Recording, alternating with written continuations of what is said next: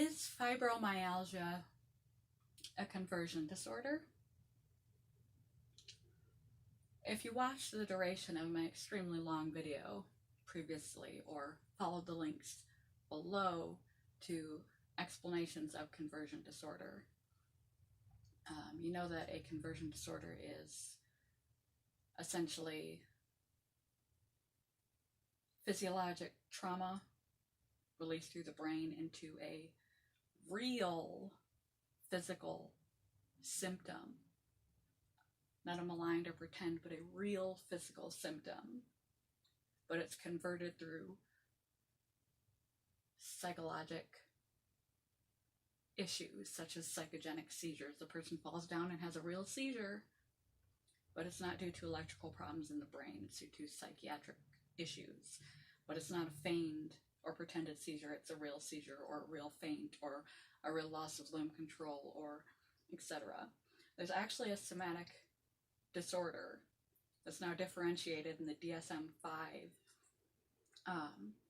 as somatic symptom disorder and somatic pain disorder, where there's widespread unexplained pain that is completely due to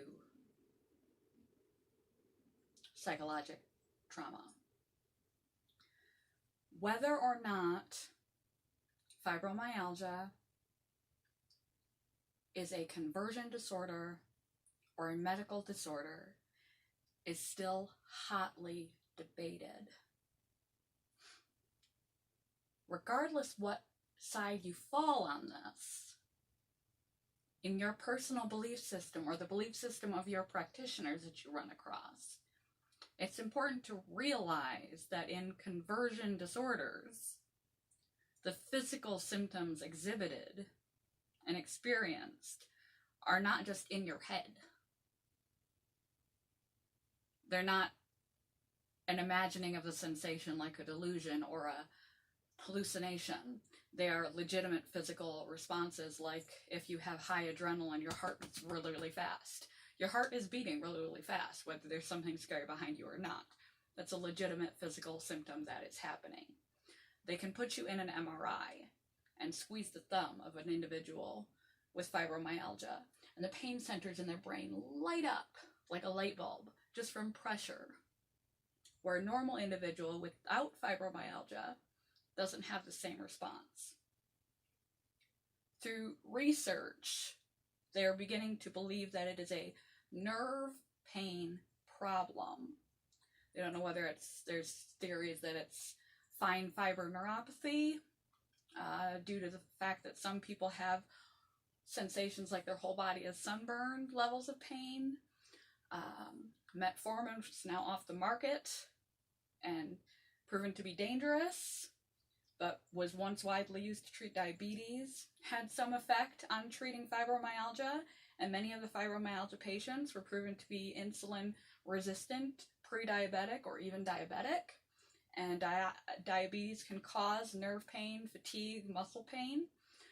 So there were some of those that had other diagnoses that were medical that may have been mislooked at, or fibromyalgia was occurring in conjunction to the disorder, because you can have serious injury to your body, too much for the body to handle, serious illnesses, viral illnesses, serious pneumonias, mononucleosis, and this can trigger fibromyalgia.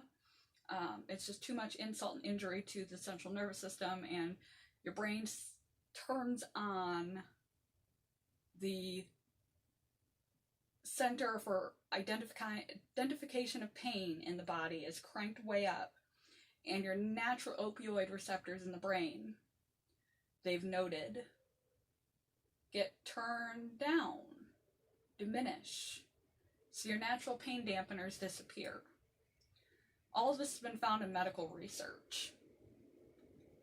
So fibromyalgia will not be diagnosed as a somatic pain disorder syndrome. it can be concomitantly, comorbidly diagnosed as having both fibromyalgia and somatic pain syndrome, because the same as you can have migraine and have somatic pain syndrome with your migraine, you have excessive pain and extra symptoms that do not go along with what you should be experiencing to the level given your condition. You can have excessive pain that goes above and beyond what is to be expected in the symptom cluster for fibromyalgia. And that can be a diagnosis of both. At this point, they are considered separate entities. They're not considered under the somatic symptom disorder or conversion disorder criteria in the DSM. Now, stress,